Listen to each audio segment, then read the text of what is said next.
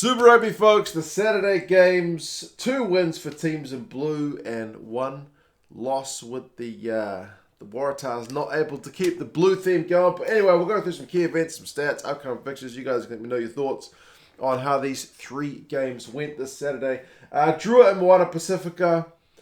Pretty tidy game, eh? Starts with the old cultural challenges at the start, and I feel like the brotherly rivalry between Moana, Pasifika and the Fijian Drua could be a bit of a fixture going forward in Super Rugby. Like, assuming Super Rugby doesn't insist on kind of changing itself, you know, adjusting the number of teams or conferences or something.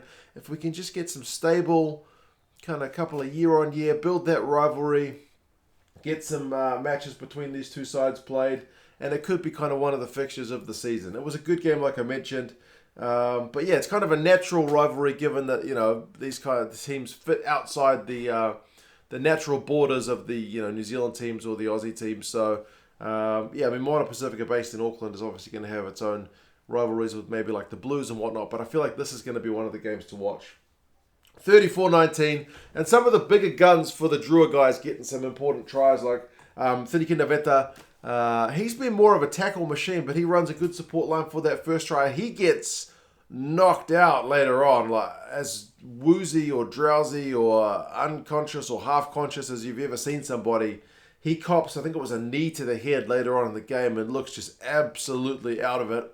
So hopefully he's all good. He's certainly going to have to go through some return to play protocols, but he got on the board. Habosi got one. That guy, I hope his contract with the Drua is long because he is he's proper lightning. And then WARvHUR gets a couple as well. So 4 tries for the Drua boys. Remember, Teti Tela was the guy who was running the show for the Drua, and that guy has looked the business this season as well. For the Moana Pasifika guys, it's Funaki Pole and Tavatava Nawe. Pretty nice cross kick for the Tavatava Nawe one. But yeah, ultimately the Drua guys were just that bit sharper. I mean, halftime it was 24-12. So the majority of the scoring done in that first half. The run meters and stuff was pretty even, and Moana Pasifika had the possession of territory, but the Drua guys had the clean break. So just that little bit more clinical with the ball that they had. And I guess like WARvHUR, when he gets his first strike, kind of also shows why sometimes like the one-handed, you know when guys go for a ball one-handed and then they end up knocking it on and they say it's a deliberate knock-on? That law is kind of a joke when you see WARvHUR with his hands. I know they have to make a clear-cut law as to why one-handed intercepts essentially often get penalised or carded, but WARvHUR would like to juggle.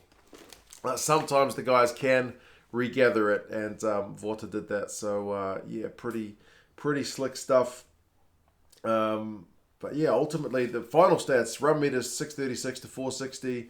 I mean, the second half territory was 71-29 to the Drua guys. They were just kind of able to control the game. Turnovers conceded: Moana Pasifika 22, Fijian Drua 11. So just too many errors, eh? The Drua guys were certainly the more clinical of the sides. Revovo, 8 defenders beaten, 105 run meters. I mean, Funaki and Stoas both had 10 out of 12 tackles, but yeah, ultimately, as I said, Drua guys just way more clinical. Good bounce back win after last week, whereas the Moana Pasifika guys will feel like they didn't quite take the step up. I know it was a neutral venue, but it didn't have the best crowd out in Western Sydney for this one.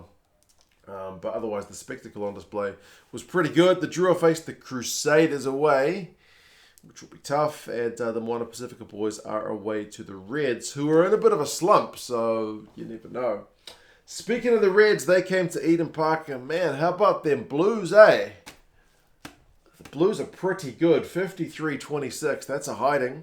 Apparently, it was just under 20,000 people there at Eden Park for this one, so really good stuff to see the fans out there. I know it still looks kind of bad at Eden Park because if you've got 20,000 people there or just under, that's still 30,000 empty seats. Eden Park is just cavernous at Super Rugby level. But yeah, man, the Blues, start of that second half is one of the sweetest kind of wee periods of rugby we've ever seen. Is Bodie Barrett the form 10? I know Moana had a pretty good game for the Crusaders this week, but Bodie Barrett's been sharp, hasn't he? Come on. Bryce Heem comes on after like 5 minutes for Rico Ioane and does pretty well. He gets a touch first touch of the ball, I think, gets a try. He gets 2 tries. Caleb Clark gets a couple. Bodie gets 1. Pasifika gets 1. Vikana gets a couple at the end. They weren't all beautiful, but a lot of them were pretty beautiful, man. Like, I mean, even Roger Tuivasa-Sheck was like getting line breaks. Tucker was getting a fend that just seemed to go all day on the fullback. What's his name for the Reds? Goodness me. Campbell. And to be fair, speaking of the former league guys, Vunivalu probably had his best game or most involvements in a game we've seen from him for the Reds for a wee while. He gets a try and a try assist. Smith gets 1 as well. And then Campbell gets a couple of tries to at least, I don't know, make it look a little bit less kind of lopsided. But I mean, it's still, the Blues were just really clinical. Half time, the Reds had 61% possession, but clean breaks was 5-1 to the Blues. The Blues have got this knack right now of not having the ball, but as soon as you turn the ball over, bro, they're going to punish you.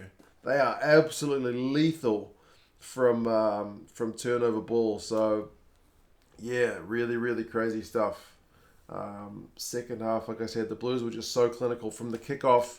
They were just playing some really good rugby. Parafetta's grubber for Bodie, honestly. It was just, I mean, a couple of mauls at the end. It was just thing of beauty stuff. I don't know what to say about my Blues. It's the best I've seen them track in a very, very long time. It's I have to pinch myself to know that I'm not dreaming. Run meters, 443 to 376. Blues pretty dominant. The Blues end up with 58% possession in the second half, so they actually, but only had 39 in the first. So yeah, it was a bit of a turnaround. Clean breaks 11 to 4 to the Blues. Tackling percentage 91-77. The Reds. That's some bad numbers. Vunivalu, though, like I mentioned, a clean break, 5 defenders beaten, 3 offloads, a try assist. Like, that's more involvements than he's had, maybe in multiple games combined in this one game. 3 from 5 tackles is, like, not the best, but yeah, certainly better than we've seen him. Like I said, just in terms of involvements. Perafeta, try and 2 try assists, kicks his goals. Tuivasa-Sheck, 72 run meters, a clean break, 5 defenders beaten, 15 from 15 tackles. So, promising times in Blues land. The Blues have got the Brumbies away, which will be a good test for them because the Brumbies will be looking to bounce back after their disappointment against the Crusaders. And the Reds, as I mentioned, are home to Moana Pasifika, who've only got 1 win, so maybe it's a chance for the Reds to finally break this losing streak that they are on. The last game, Hurricanes against Waratahs. So on, I don't know if it was the best numbers, but on like visual scan, best crowd of the weekend, surely. Leichhardt Oval, pumping, man. Absolutely chock-a-block full of people. Fantastic stuff to see. It certainly looks better than 20,000 or so at Eden Park. I don't know how many were actually there. And these guys were treated to a pretty good game, albeit the Canes are just so good at coming back from behind, eh? They were down, 15-0 at half-time. And I do think that first half is the absolute killer for the Waratahs, just in that they were not able to get more than 15 points. They should have been up by a lot more. Their scrum was virtually getting a free penalty every time they set because Numia and Lomax were just getting monstered. They were subbed on 33 minutes because it was that bad. Like, tactically substituted. And then they got better when Franks and Mafaleo came on. So, crazy first half. At 20 minutes, I checked, and the Hurricanes had 3% territory, 7% possession. They didn't have a single run meter. At 20 minutes, they had like 3 kicks from hand. They'd just been getting out of dodge whenever they had the ball. The Waratahs were absolutely all over them, but they just didn't get enough points. They managed to get a penalty, and then they got a couple of tries. Vosiato on the back of a scrum, and then Peach got one, which was pretty well worked. They did also have one TMO'd off, but 15-0 at halftime. Hurricanes have been a wee bit in the game at the second quarter of the game, if you know what I mean, like after the 20-minute period of nothing. But, second half is an absolute turnaround. First half stats, run meters 336 to 157, possession 64-36. But, in the second half, it just turns around. The Canes actually start with a try. Mafaleo gets one pretty soon, and then Sullivan and Savia get tries as well. The Tars are under the pump. for large periods of that second half, and the Hurricane scrum is the one that's able to kind of get dominance. Doesn't help that Parise, who's kind of been there, one of their star players, goes off injured, and yeah, the Tars missed a pretty straightforward penalty. So, I mean, Jordie Barrett missed a pretty straightforward one in the first half as well. But yeah, ultimately, it takes 75 minutes, but the Canes eventually go in front. And Paddy Ryan getting a red card for a lack of, well, he's just too upright, basically a lack of bend on Jordie Barrett is not good. And Jed Holloway shouldn't be taking goal line dropouts. It's one of the most bonkers moments you'll see where the big lock tries to do a goal line dropout in a hurry because they're chasing the game, and the ball doesn't even leave his in-goal area. So it's a 5-metre scrum to the Canes. It's pretty crazy stuff. But as I said, I honestly think if the Tars go ahead and put 30 points on in that first half, that's probably a bridge too far for the Canes. I know the Canes are good at coming back, but yeah, they didn't, man. 15 points was a poor return for how dominant they were. Second half stats, the possession is 55% Hurricanes. The territory is 59% Hurricanes. Clean breaks finished 6-5. Defenders beaten finished 21-25 to the Canes.